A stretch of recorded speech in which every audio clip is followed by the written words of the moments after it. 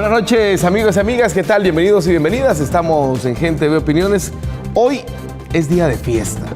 Hoy es día de fiesta en El Salvador porque conmemoramos 23 años de la firma de los acuerdos de paz, un acuerdo que llegó a calmar lo que en el país estaba sucediendo, a callar los fusiles, a iniciar un proceso, llevó al país a iniciar un proceso de democratización que ha derivado en muchas cosas. Cada año, en esta fecha, conmemoramos un año más de esa fecha histórica que puso al país en el ojo del mundo.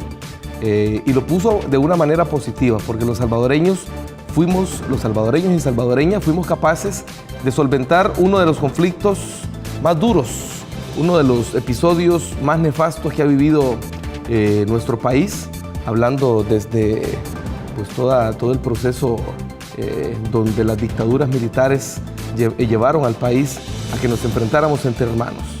Hoy conmemoramos 23 años de esa fecha que le puso fin a la guerra que vivió nuestro país, y para hablar de eso y para evaluar cómo ha avanzado el país en este tema está con nosotros Margarita Posada del Foro Nacional de Salud. Margarita, bienvenida. Muy buenas noches y un gusto estar aquí en Gente V. Carolina Chicas, también de la Asociación de Lisiados de Guerra del Salvador, ALGES. Carolina, bienvenida. Muchas gracias, gracias por este espacio. Y también está con nosotros Juan Carlos Alvarado, de la Asociación de Lisiados de Guerra del Salvador, ALGES. ¿Cómo está? Gracias y buenas noches a quienes nos sintonizan. Un saludo a todos y a todas. Bueno, hoy, como les repito, es un día histórico porque además de conmemorar 23 años de esa fecha tan importante, ahora El Salvador se viste de gala al recibir la visita del secretario general de Naciones Unidas, Ban Ki-moon. Un hecho histórico también que significa mucho para El Salvador. Significa mucho porque esto es un símbolo de que el país está avanzando y hay un reconocimiento de parte de Naciones Unidas con la llegada del secretario general de esa organización, que es una de las organizaciones más importantes en todo el mundo. Tenemos una nota que les invito, amigos y amigas, a que la veamos, a que podamos compartir lo que sucedió esta mañana con la visita del secretario general de Naciones Unidas. Veamos la nota de prensa. El secretario general de las Naciones Unidas, Ban Ki-moon, inició su discurso a la nación citando a uno de los poetas más memorables de la historia reciente de El Salvador, Roque Dalton. Referirme a ustedes salvadoreños, como citando mis compatriotas, mis hermanos.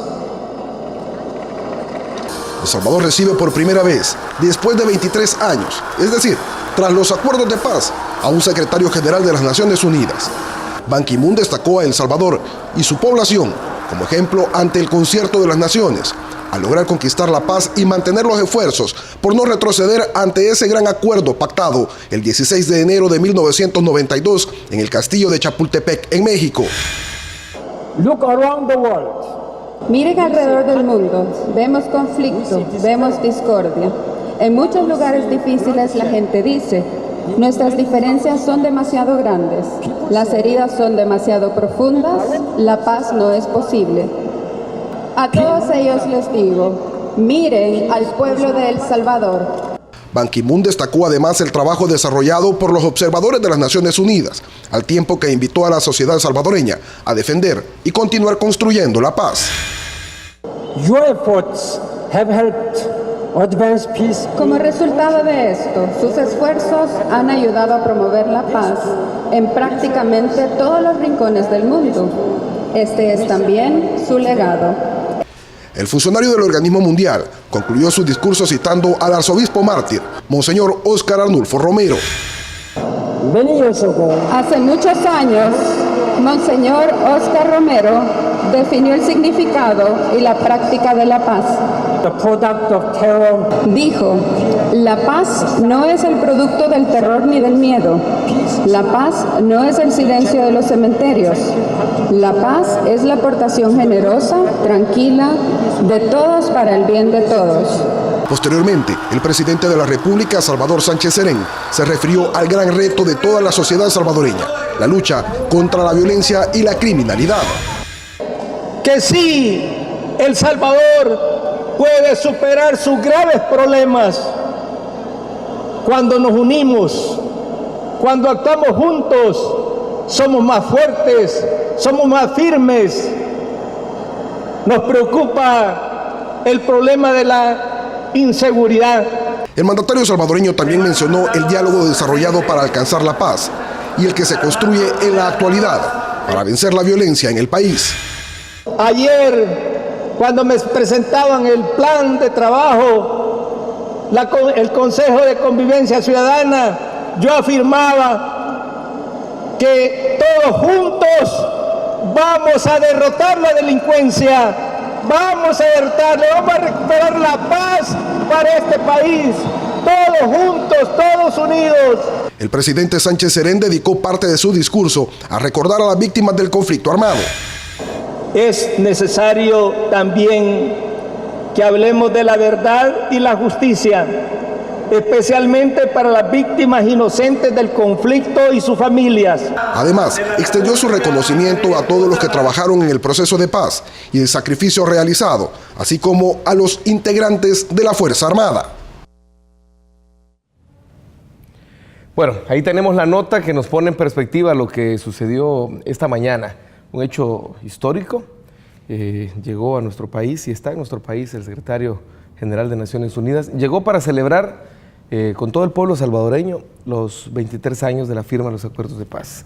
Margarita, ¿qué significa desde la perspectiva del movimiento social? Tú que has estado pues en la trinchera del movimiento social desde hace mucho tiempo y que has sido también testigo y protagonista de todo este proceso. ¿Qué significa para El Salvador 23 años de la firma de los acuerdos de paz?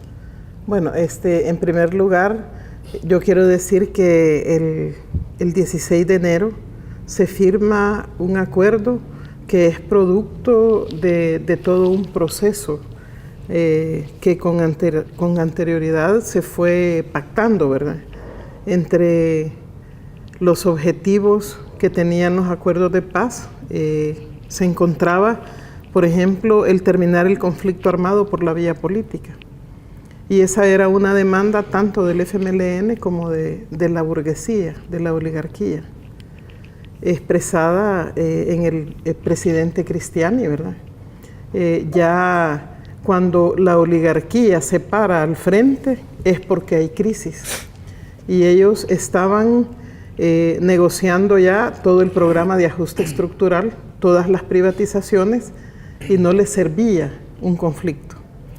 Y por otro lado, debemos de recordar también que en el año 87 se da la perestroika y la caída del bloque socialista.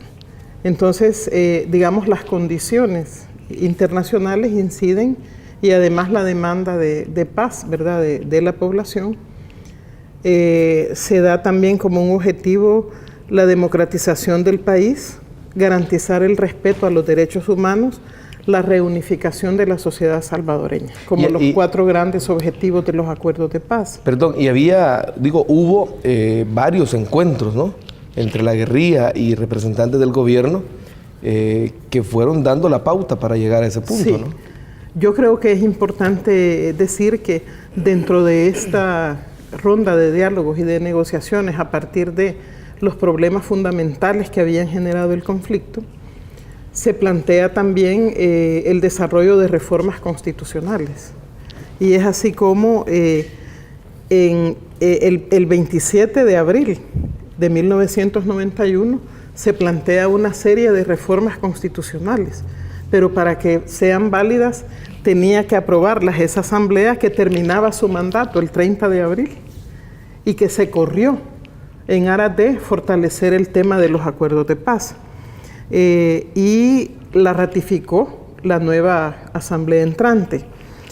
En materia de la Fuerza Armada, fue el tema más difícil de resolver. Sin embargo, se resolvió, se hizo una reforma constitucional y se supeditó a la Fuerza Armada al Poder Civil. Entonces eso fue un elemento fundamental. El otro elemento de la reforma constitucional que tiene que ver con lo relativo al sistema judicial. Y aquí se deja también como parte de la reforma que el sistema judicial contara siempre con el presupuesto del 6% del presupuesto general de la Nación, en aras de que el sistema judicial fuese menos proclive, digamos, a tener que negociar y a tener actos de corrupción en su interior. Un elemento importante también en el sistema judicial fue que se modificó la actuación del fiscal general de la República como parte de los acuerdos de paz. Por eso, al hablar de cómo vemos los acuerdos de paz, hay que tomar en cuenta la actuación del fiscal, porque sus funciones se modificaron en el marco de esta reforma constitucional y queda como responsable de la investigación del crimen con el apoyo de la policía. Entonces, yo lo pongo en agenda porque ¿qué papel está jugando el fiscal para velar realmente por la sostenibilidad de los acuerdos de paz si él está haciendo un papel parcial en materia de investigación del delito como un elemento que puede poner otra vez en el tapete de la vulnerabilidad, la sostenibilidad de estos acuerdos? De hecho, el presidente de la República hacía énfasis en su mensaje, según lo pudimos ver en la nota, hacía énfasis en que tenemos ese gran desafío, ¿no? Y justamente para que la gente lo comprenda así, por qué el presidente lo dimensiona de esa manera, me imagino, debo entender, es mi interpretación, es por la razón que planteas, ¿no? Así es, porque a partir de los acuerdos de paz se modificaron los artículos 172, 174, 180 y 182 de la Constitución de la República. Y le da ese poder al fiscal general esa fuerza, de la República, ¿no? Así es. Entonces, no podemos dejar de evaluar los acuerdos de paz sin ver cómo el actual fiscal está actuando, porque se le depositó un mandato constitucional que es un voto de confianza y que le obliga a tener un papel imparcial a la hora de la investigación del delito. Otro elemento importante que generó una modificación constitucional fue en el capítulo del Ministerio Público que se incorpora la Procuraduría de Derechos Humanos y se le dan funciones al procurador como parte del Ministerio Público. Sin embargo, el papel del Procurador de Derechos Humanos no tiene un carácter vinculante. Entonces, el procurador puede hacer señalamientos como los ha hecho al fiscal, que tiene que investigar el tema del lavado de dinero, que debe de incorporarlo en el caso de Francisco Flores, pero no tiene carácter vinculante. Entonces, el hecho de que no se le haya garantizado, digamos, ese carácter y esa fuerza que debería de tener la Procuraduría de Derechos Humanos, también hay que analizarla para ver cómo se cumple este tema de los acuerdos de paz. Porque el papel del procurador es justamente garantizar velar por el respeto de los derechos humanos. Que no se violenten los derechos humanos de la ciudadanía. Sí. Luego, otro elemento que generó reforma fue el Tribunal Supremo Electoral, ¿verdad? Porque antes era el Consejo Central de Elecciones. Con la firma de los acuerdos de paz se da también esa reforma constitucional. Entonces, es importante, digamos, en el aspecto político, toda la institucionalidad que se genera para garantizar los problemas que habían generado, digamos, el conflicto, los fraudes electorales, que todo el mundo lo sabe, que cuando el PCN llegaba a rellenar urnas a las 5 de la mañana, ¿verdad? Entonces, cuando la gente protestaba por el fraude, la Fuerza Armada llegaba a matar a mansalva a la Plaza Cívica, al Parque Libertad. A la Plaza Libertad y a la Iglesia El Rosario.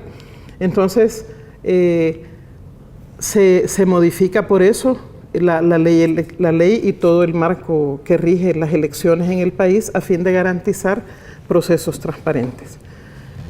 ¿Cuál ha sido el elemento más frágil dentro de los acuerdos de paz? Es el tema económico y el tema social. en el tema económico, yo estaba revisando lo que ha significado los contenidos de los acuerdos de paz. Y por ejemplo, se habla de que es necesario tener medidas para aliviar el costo social de los programas de ajuste estructural. Bien, claro. Significa que los signatarios de los acuerdos de paz se comprometieron tenían claro que iban a implementar el programa de ajuste estructural. Y lo único que se logró cambiar fue que el tema de las tierras se redujera a menos de 245 hectáreas, porque otra de las causas del conflicto era la concentración de las tierras. Porque lo del Foro Económico y Social el Foro Económico y Social, ¿no? Que era otro elemento, hasta hoy que el expresidente Funes montó el Foro Económico Social, ¿verdad? Entonces, realmente yo creo que aquí es importante, y cómo lo vemos como sociedad civil, que estamos en la comunidad, ¿verdad? Tenés el problema social también. Ahora en la mañana yo estuve en un evento muy importante de un encuentro regional de personas que tienen parientes con discapacidad mental y tienen una asociación de salud mental.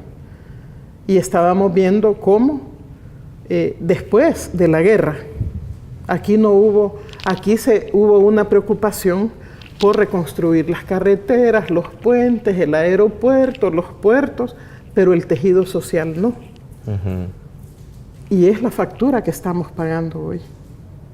Entonces, aquí no hubo una intervención para recuperar a la juventud, a la niñez, a los adultos, a las mujeres en el tema de salud mental. Y es muy importante porque todo lo que sembremos, obviamente, es lo que podemos cosechar. Entonces, yo te digo, cuando yo escucho voceros del Partido Arena diciendo que qué barbaridad los niveles de delincuencia a los que hemos llegado, ellos tuvieron la principal responsabilidad en dejar crecer esa situación. Si ellos se hubieran preocupado, en vez de estar viendo qué empresas se robaban con las privatizaciones, cómo resarcían el tejido social de manera integral, otro gallo le cantara al país. Ellos son los responsables del país que tenemos, porque vos no podés llevar a tu hijo de 20 años con 40,000 vicios a donde tu tía, ¿verdad? Y ya que está generando problemas, echarle la culpa a ella cuando vos lo educaste, cuando vos lo dejaste crecer. Entonces aquí el problema de cómo se abordó el posconflicto es la causa y el problema del país que tenemos ahora. ¿Y quiénes fueron los gobiernos del conflicto? Fueron los 20 años de gobierno de Arena. Margarita, vamos a hablar esta noche también de la perspectiva de nuestros amigos que hoy están organizados en la Asociación de Licenciados de Guerra, pero que en aquel momento de la firma de los acuerdos de paz eran combatientes, ¿no? Quiero que abordemos esa perspectiva, pero antes tenemos una nota que ha preparado el equipo de prensa justamente de la actividad que ustedes realizaron este día en conmemoración de esos 23 años, porque si una particularidad tiene este canal de televisión es que aquí sí tienen espacio sectores que lastimosamente en otros medios no lo tienen. Veamos la nota que ha preparado el equipo de prensa y luego conversamos justamente de la perspectiva que tienen los lisiados y lisiadas de guerra de estos 23 años. Veamos. La Asociación de Lisiados de Guerra conmemoraron con alegría el fin de los 12 años del conflicto armado. Sin embargo, señalan que aún hay deudas pendientes con este sector tras los acuerdos de paz. Deudas que dependen en gran medida del consenso en la Asamblea Legislativa. Digamos, la vamos a sintetizar en 3 cosas, ¿verdad? Es un proyecto de reforma que nosotros introdujimos en el 2005. Son ahora 10 años, han pasado 10 años. 3 años después, en el 2008, se aprobó de manera parcial, pero los artículos medulares, que es la salud integral de la población, el aumento a las pensiones y la incorporación de los padres y madres de combatientes caídos, quedaron en el congelador de la Asamblea Legislativa. En retrospectiva, 23 años atrás, aseguran que hay avances que para este sector de la población fueron visibles y sensibles a partir del año 2009, que llegó el FMLN al Poder Ejecutivo. Vale la pena también reconocer un poco los avances. Han habido muchos avances, pero aún hace falta mucho más que mejore, ¿verdad?, la situación en el país. Unos avances en la parte de la ley del fondo, que por lo menos eso se cumplió, ¿verdad?, a nivel de gobiernos. Hay una pensión, digamos, mínima, pero al final eso hace falta mucho más. Alges ha realizado muchos esfuerzos para salir adelante a los desafíos que enfrentan, pero aseguran que con el apoyo del gobierno han logrado avanzar, como la entrega de títulos de propiedad, que les ha permitido la seguridad jurídica de la tierra.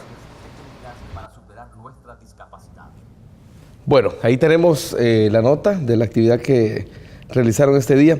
Juan Carlos, ¿qué significa desde la perspectiva de ustedes como protagonistas durante la guerra y ahora pues el papel que han jugado durante estos 23 años? ¿Cómo evalúan este aniversario de la firma de los acuerdos de paz? Bueno, como asociación siempre hemos celebrado, hemos conmemorado estas fechas, ¿verdad?, porque son históricas para el pueblo salvadoreño, porque significó, digamos, un cambio en la vida del país y que fue un acto, digamos, que se recibió con mucha satisfacción, con mucha alegría a esas alturas de la guerra, ¿verdad? El hecho de llegar a esos acuerdos, ¿verdad? Sabemos que los acuerdos, como muy bien lo decía Margarita, bueno, fue el momento en que se establece el fin de una guerra, pero que significaba a la vez el reto para construir la paz, y que esa paz, conquistarla, ¿verdad?, pasaba porque se cumplieran esos acuerdos que se estaban firmando en ese documento, pero que lastimosamente, bueno, a 23 años de los acuerdos, si hacemos, haciendo todo un recorrido, ¿verdad?, una remembranza de todo este proceso, como muy bien lo señalaban algunos compañeros, hay avances, ¿verdad?, pero que aún mucho por lograr, ¿verdad? Nosotros entendemos de que ese momento histórico donde se llega a firmar los acuerdos de paz, lastimosamente no se aprovecha, ¿verdad? Los gobiernos que antecedieron y que asumieron el compromiso y que tenían, digamos, la oportunidad de construir y consolidar esa paz, ¿verdad? Pues la verdad no lo hicieron, ¿verdad? Desde entonces, si empezamos a recordar, ¿verdad?, vemos un montón de problemas que nosotros vinimos señalando como organizaciones sociales, que deberían atenderse, que deberían de resolverse y que deberían de ponérsele interés, y que los gobiernos debían de establecer políticas de atención a estos sectores, pues nunca lo hicieron, ¿verdad? Y es lo que hoy tenemos.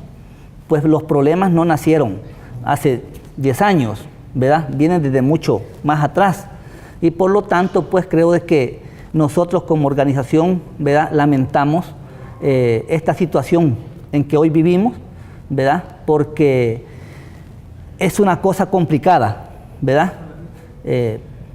Situaciones donde quienes pudieron haberlo, cuando un problema comienza, pues es más fácil detenerlo, es más fácil controlarlo, pero cuando ya un problema se generaliza, se desborda, es un poco más complicado para atenderlo.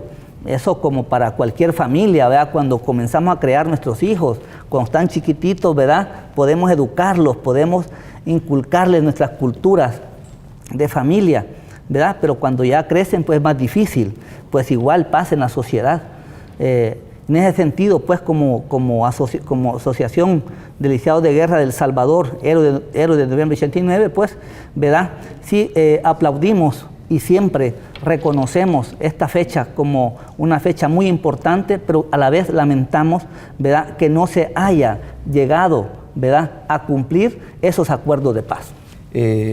¿Cómo ven ustedes como asociación y protagonistas dentro del conflicto y ahora dentro de estos 23 años que ha avanzado nuestro país.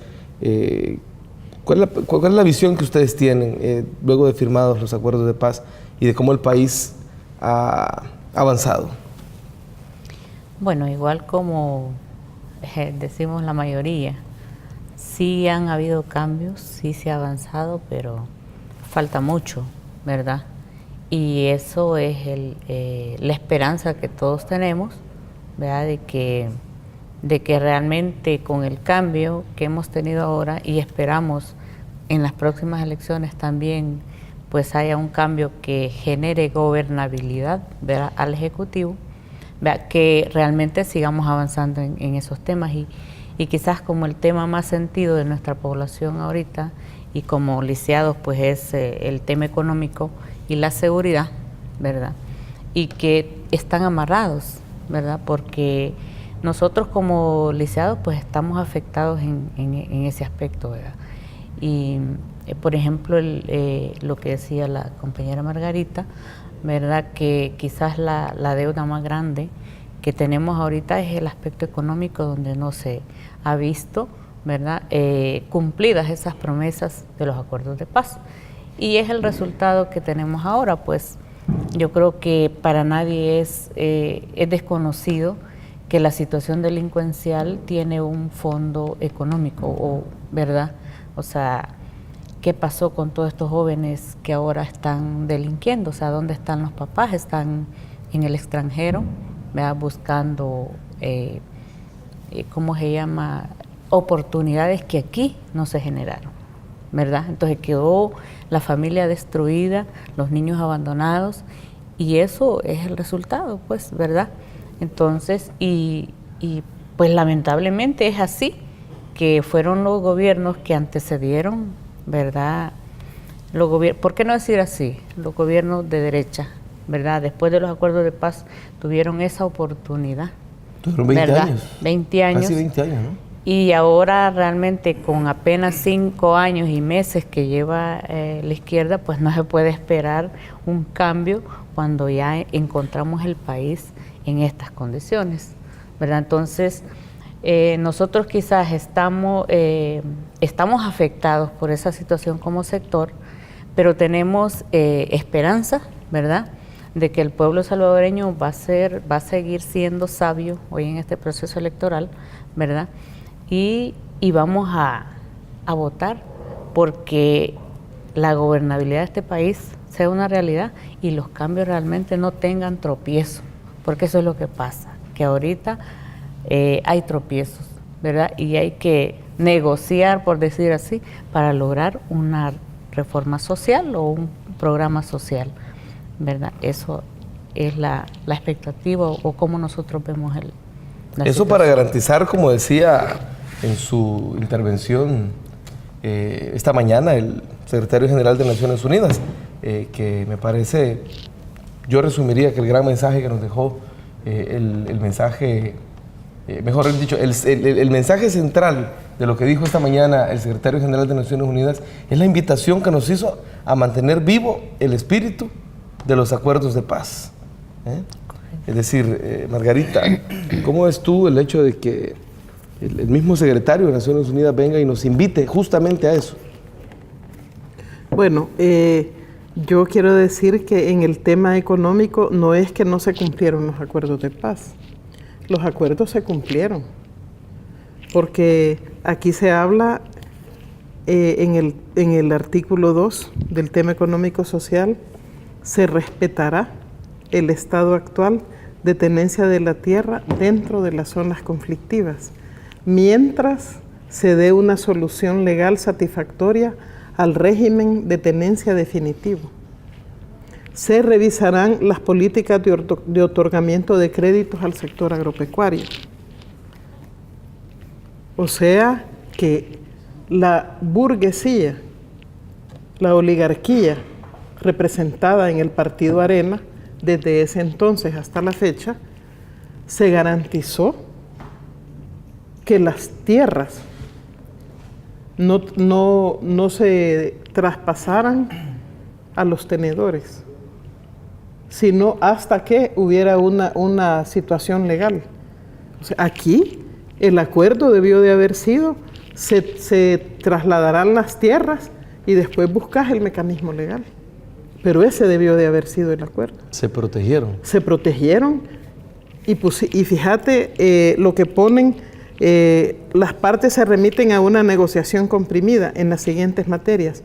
Formas convenientes para cooperación externa directa destinada para proyectos asistenciales y desarrollo de las comunidades. Para proyectos asistenciales. ¿Para qué? Para que la gente pudiera hacerle frente a la brutalidad de esos programas de ajuste y de privatización.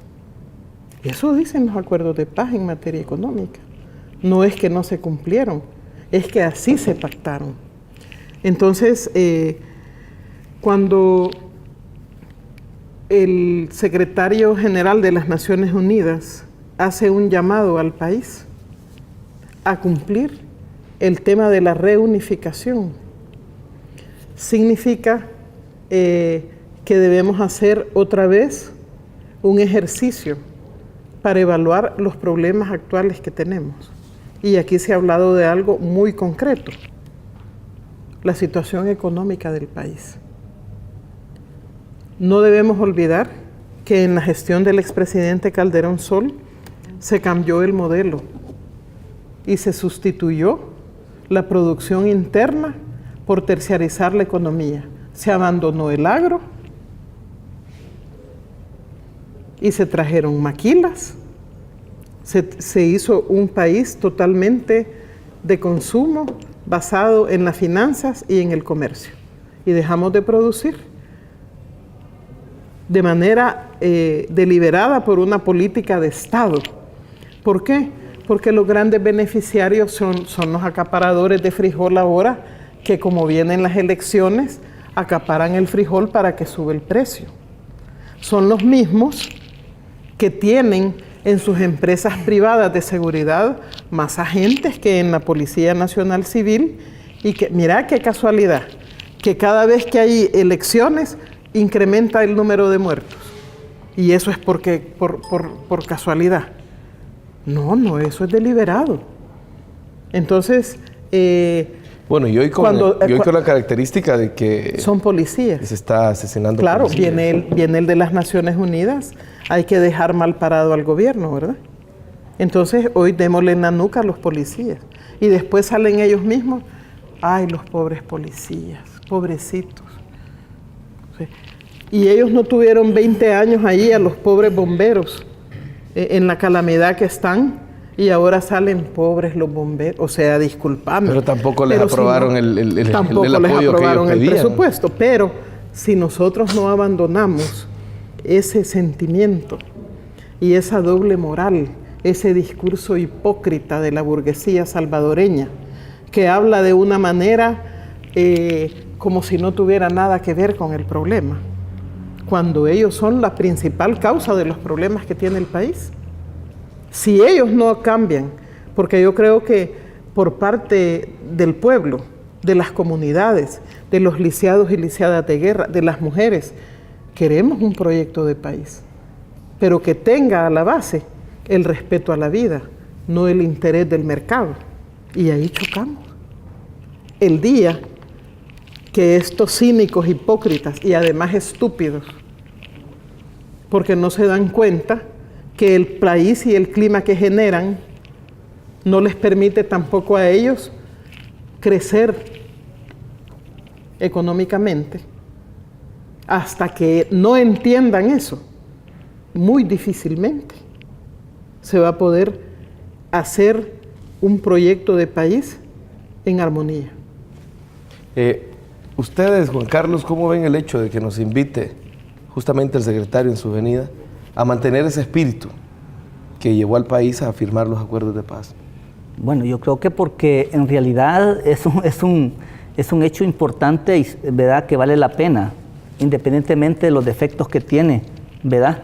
A estas alturas de la vida y de los avances, digamos, del periodo, digamos, de los acuerdos de paz, pues de igual nosotros coincidimos de que sí, o sea, vale la pena seguir luchando, ¿verdad?, porque esos acuerdos y porque esa paz llegue, ¿verdad?, a todos, ¿verdad? Porque la paz para algunos quizás existe, ¿verdad? Pero para las grandes mayorías no, ¿verdad? Por estos problemas que ya hemos mencionado.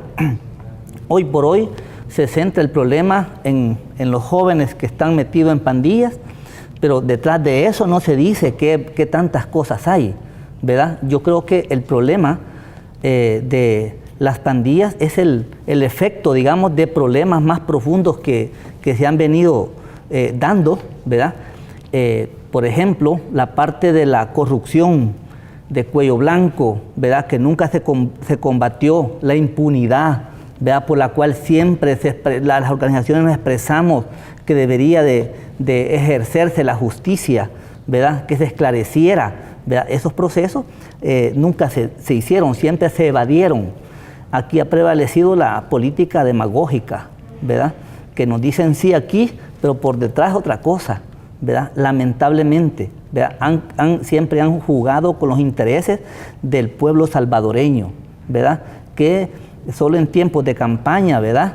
Se ofrecen tantas cosas, ¿verdad? Como hemos visto últimamente, ¿verdad?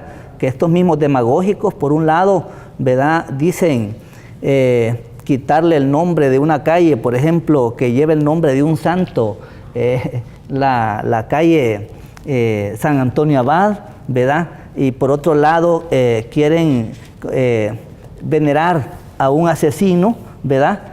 Y por otro lado, hoy he estado escuchando hace un par de días que dicen que van a hacer un monumento a Monseñor Romero, ¿verdad? Romero. Entonces, digo, ni ellos mismos, ¿verdad?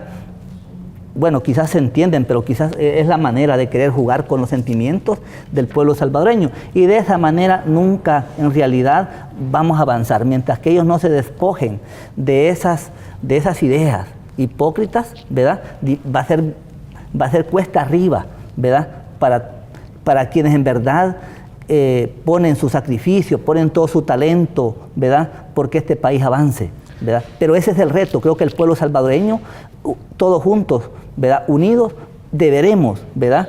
Empujar y hacer entender de que este pueblo también tiene decisiones y tiene poder. Carolina, justamente el presidente de la República, en algunos de los puntos que pudiéramos destacar en su discurso, justamente habló de eso. Hizo el llamado, siempre el que hizo desde que tomó posesión como presidente de la República, a la unidad del país.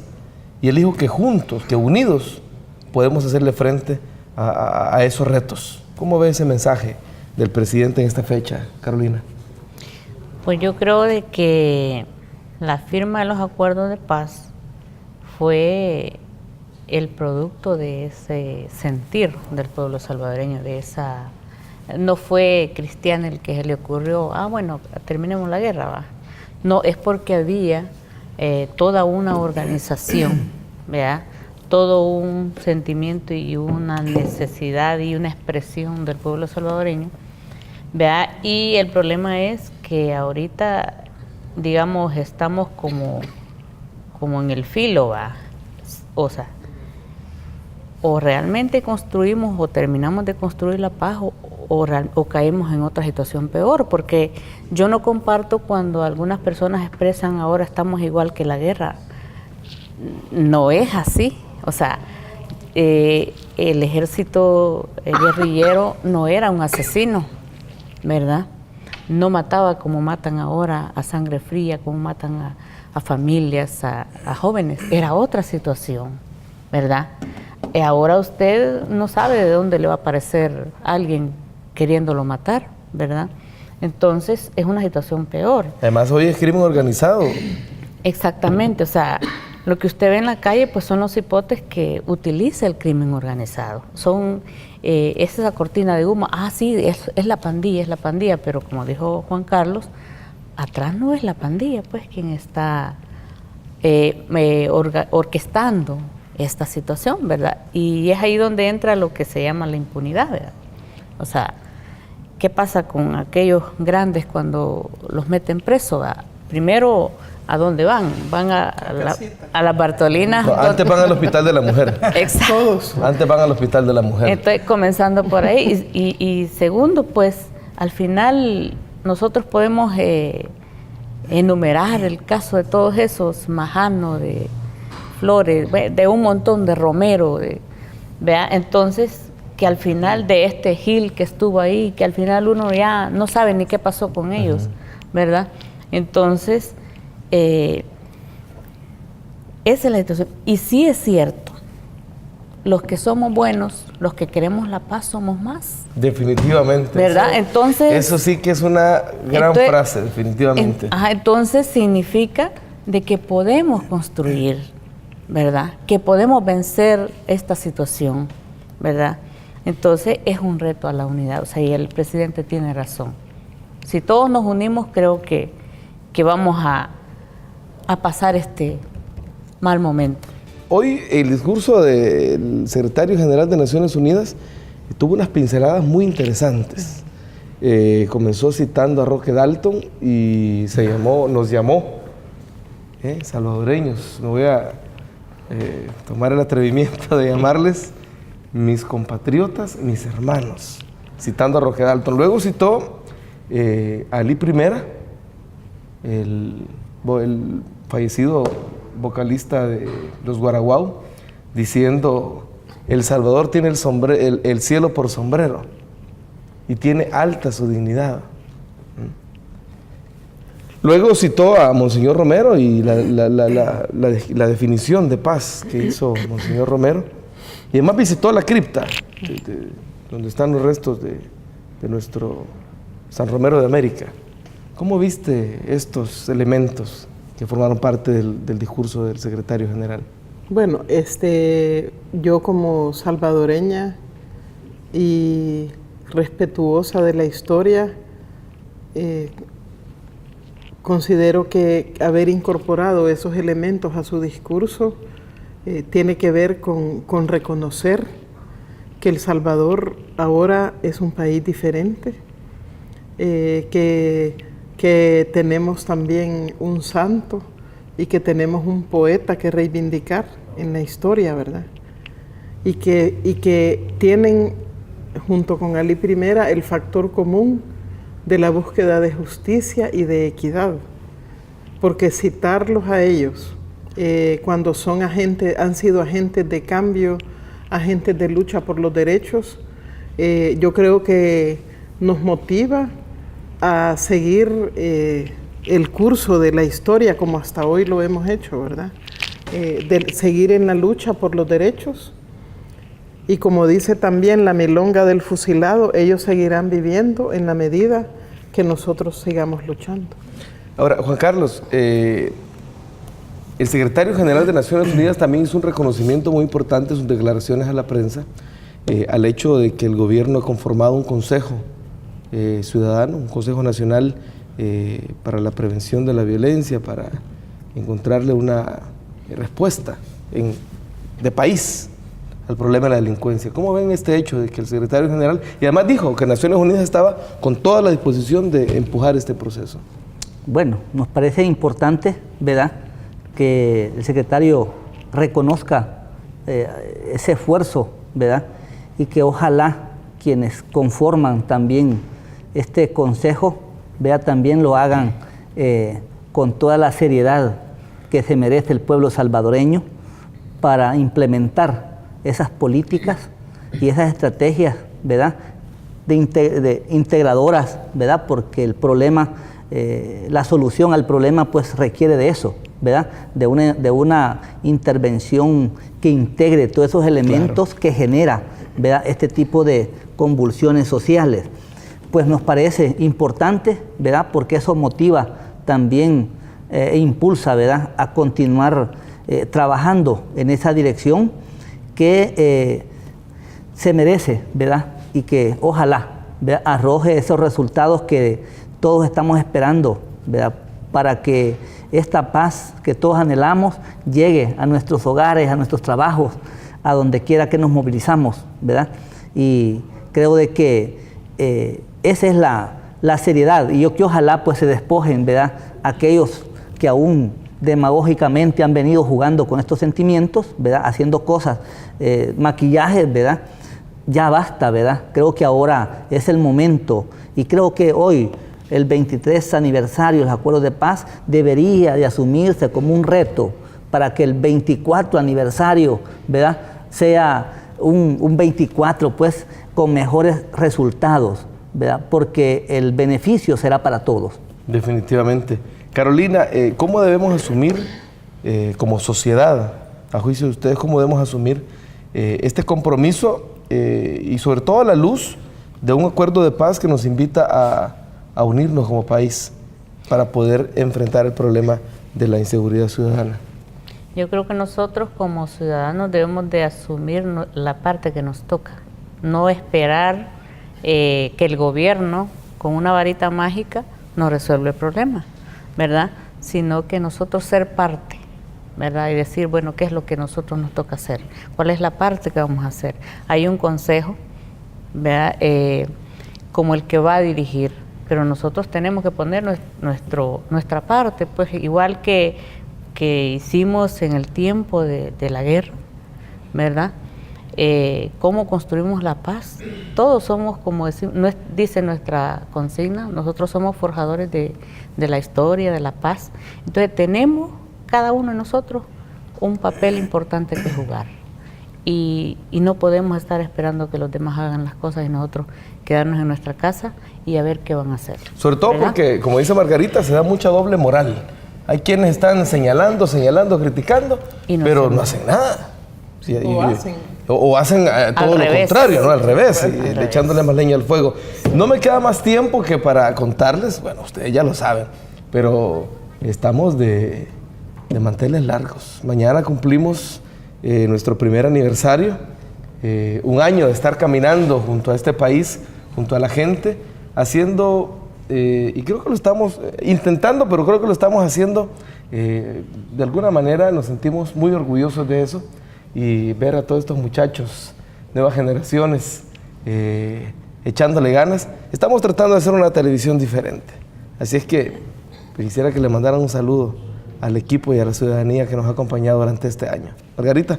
Bueno, para mí es un motivo de mucha alegría el tener un medio como Gente Ve, porque al igual que las radios comunitarias, al igual que periódicos alternativos, nos dan la oportunidad de estar informados, y la información es un derecho humano, pero también nos dan la posibilidad de hablar, y eso también es un derecho. Así que, bueno, buenas vibras para lo que resta, que será mucho, y espero que se fortalezca y que sigamos adelante. Nos consideramos parte de este sueño, de este proyecto, y esperamos crecer, ¿verdad?, en ese marco. Juan Carlos. Bueno, felicitarles, ¿verdad?, por ese trabajo, y de igual manera, pues, decirles que nos alegra saber cuando hay este tipo de nuevos medios, ¿verdad?, que están informando con la verdad al pueblo salvadoreño y que están atentos a escuchar ¿verdad?, la voz del pueblo salvadoreño. Por lo tanto, pues, felicitarles y exhortarles, pues, para que sigan adelante, porque sabemos que nada es fácil en la vida. Hay que luchar muy fuerte para lograr los objetivos y los propósitos que nos proponemos. Y de eso ustedes saben mucho más que nosotros, definitivamente. Carolina. Bueno, igual felicitarles, ¿verdad?, y animarles a seguir adelante, ¿verdad? Y personalmente, pues, me siento contenta porque, como dicen los compañeros, pues ya era tiempo, ¿va?, que hubiera un canal diferente, ¿verdad? Eso me gustó, ya era tiempo, sí. Así que era un canal urgente. Así es, bendiciones para todos y feliz cumpleaños. Bueno, gracias, y hacemos recibimos, mejor dicho, ese mensaje en nombre de todos los que hacemos posible este espacio. Bueno, muchas gracias. Hoy es un día muy especial.